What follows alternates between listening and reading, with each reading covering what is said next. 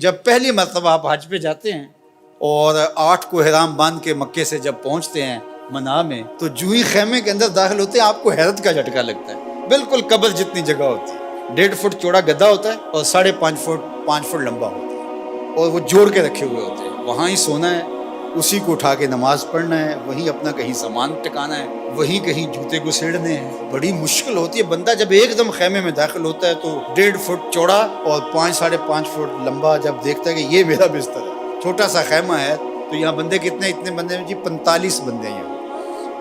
اور وہاں تو پھر جب کروٹ بھی بدلتے ہیں تو دوسرے کے اوپر گرتے ہیں، پاؤں دوسرے کے سر پہ ہوتے ہیں اور ادھر والے کے پاؤں آپ کے سر پہ ہوتے ہیں، اور وہاں آپ نے کتنے دن کاٹنے ہوتے ہیں، اور وہ کتنا مشکل ہوتا ہے۔ پھر واش روم میں جو لائن لگی ہوتی ہے تو وہ کتنا مشکل مرحلہ ہوتا ہے، لیکن اس کے باوجود تکلیف سارے کاٹتے ہیں، لیکن جنگ و جدل نہیں ہوتا، اس لیے کہ میرے رب نے کہا میرے بندو میرے دربار پہ اور لڑنا نہیں ہے۔ یہ حج پہ اللہ تعالیٰ نے ہمارا امتحان لیا۔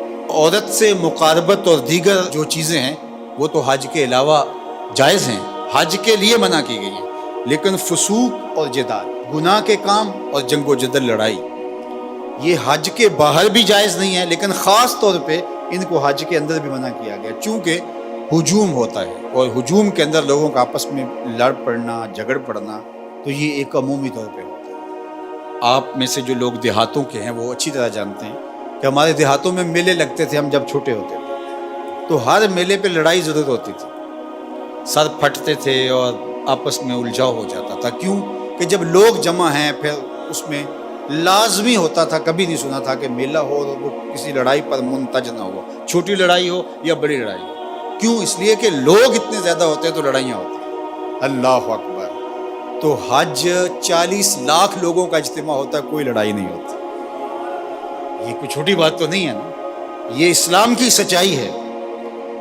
وہاں لوگ برداشت کرتے ہیں، راستہ دیتے ہیں۔ اللہ اکبر! حاجی کے لیے دل میں نرمی پیدا ہو جاتی ہے۔ تو جہاں 4 لوگ جمع ہوتے ہیں وہاں لڑائیاں ہوتی ہیں۔ حج سے بڑا میلہ کیا لگ سکتا ہے؟ یہ تو 4,000 10,000 50,000 کا میلہ ہوتا ہے، وہ 40 لاکھ کا میلہ ہوتا ہے، لیکن اس میلے کے اندر لڑائی نہیں ہوتی، اس لیے کہ میرے رب نے کہا ہے کہ ولا فسوق ولا جدال، او میرے بندو تم نے لڑنا نہیں ہے۔ کہا مالک تیرا حکم ہے، نہیں لڑیں گے۔ حج پہ ایک اور امتحان لیتا ہے اللہ، وہ کیا؟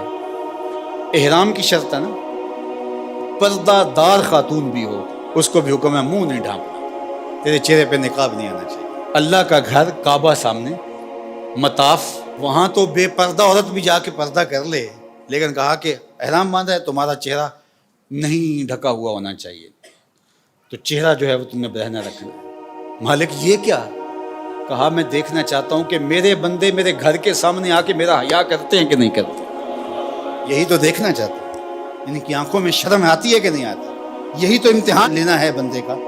اور وہاں مجال ہے کہ کوئی کسی کی آنکھوں میں آوارگی آ جائے، کسی کی آنکھوں کے اندر بدکاری آ جائے۔